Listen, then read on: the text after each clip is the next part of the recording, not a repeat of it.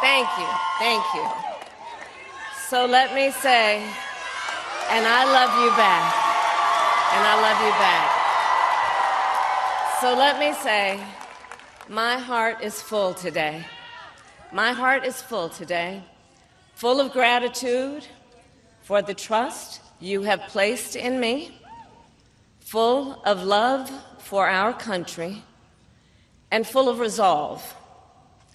The outcome of this election is not what we wanted, not what we fought for, not what we voted for, but hear me when I say,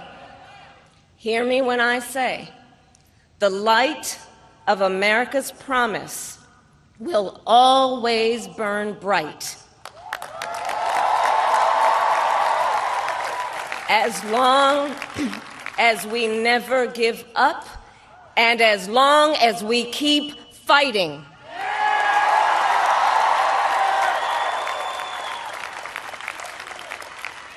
To my beloved Doug and our family, I love you so very much. To President Biden and Dr. Biden, thank you for your faith and support. To Governor Walz and the Walz family, I know your service to our nation will continue.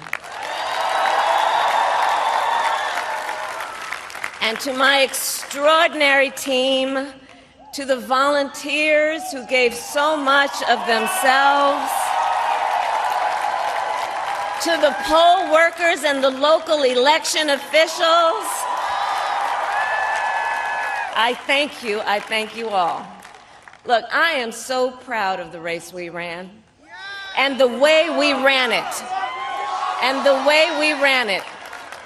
Over the 107 days of this campaign, we have been intentional about building community and building coalitions, bringing people together from every walk of life and background, united by love of country, with enthusiasm and joy in our fight for America's future. And we did it with the knowledge that we all have so much more in common than what separates us. Now, I know folks are feeling and experiencing a range of emotions right now. I get it. But we must accept the results of this election.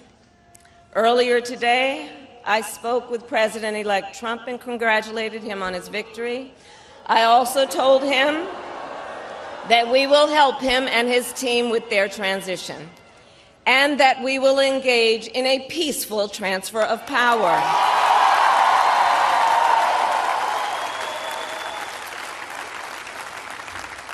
A fundamental principle of American democracy is that when we lose an election, we accept the results.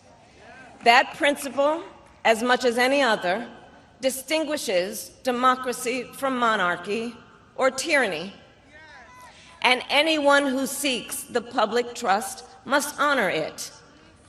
At the same time, in our nation, we owe loyalty not to a president or a party, but to the Constitution of the United States.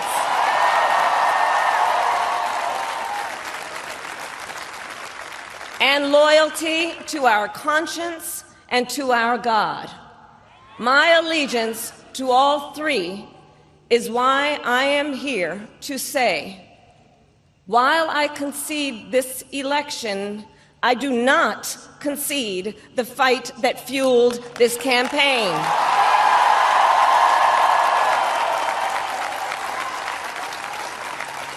The fight for freedom, for opportunity, for fairness, and the dignity of all people.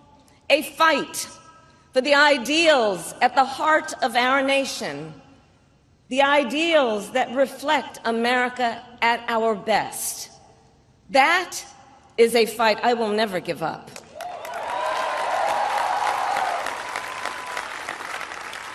I will never give up the fight for a future where Americans can pursue their dreams, ambitions, and aspirations, where the women of America have the freedom to make decisions about their own body and not have their government telling them what to do. We will never give up the fight to protect our schools and our streets from gun violence. And America, we will never give up the fight for our democracy, for the rule of law, for equal justice, and for the sacred idea that every one of us, no matter who we are or where we start out, has certain fundamental rights and freedoms that must be respected and upheld.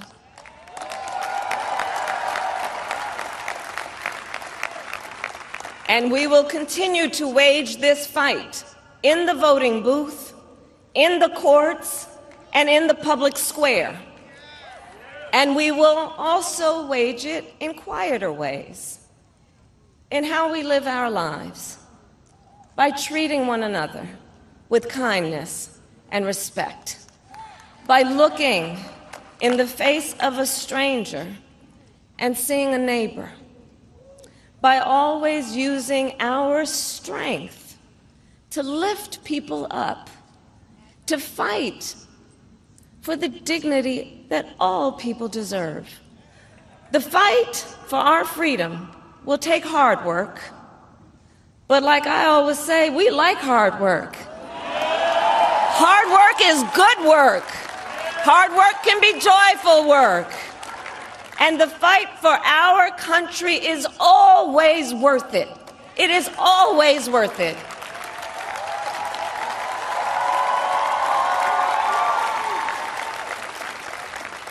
To the young people who are watching, it is... I love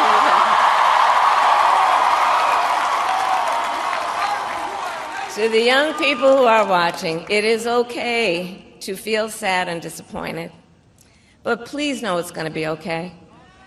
On the campaign, I would often say, when we fight, we win.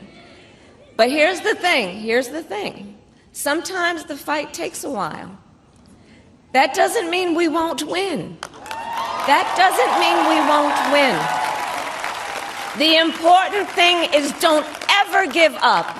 Don't ever give up. Don't ever stop trying to make the world a better place. You have power. You have power. And don't you ever listen when anyone tells you something is impossible because it has never been done before.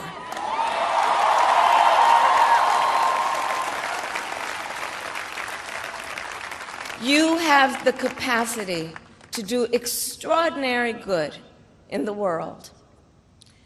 And so to everyone who is watching, do not despair. This is not a time to throw up our hands. This is a time to roll up our sleeves. This is a time to organize, to mobilize, and to stay engaged for the sake of freedom and justice and the future that we all know we can build together.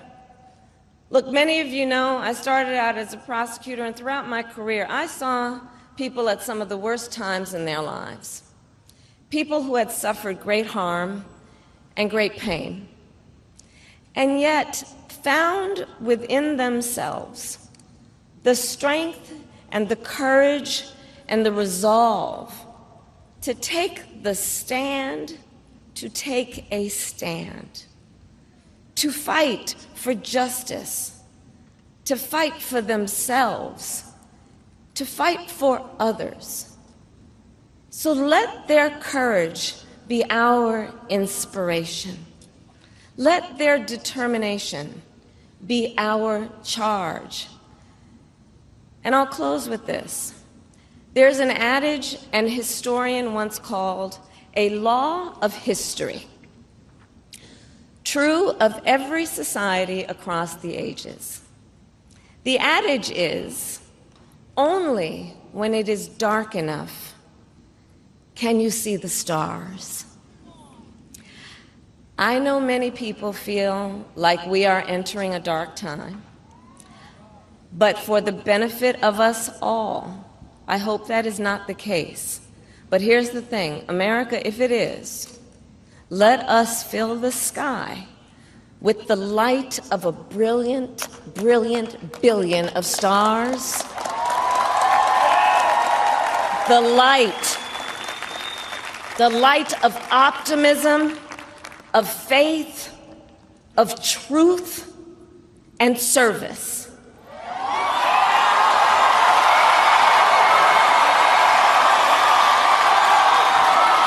HU. And may that work guide us, even in the face of setbacks, toward the extraordinary promise of the United States of America. I thank you all. May God bless you, and may God bless the United States of America. I thank you all.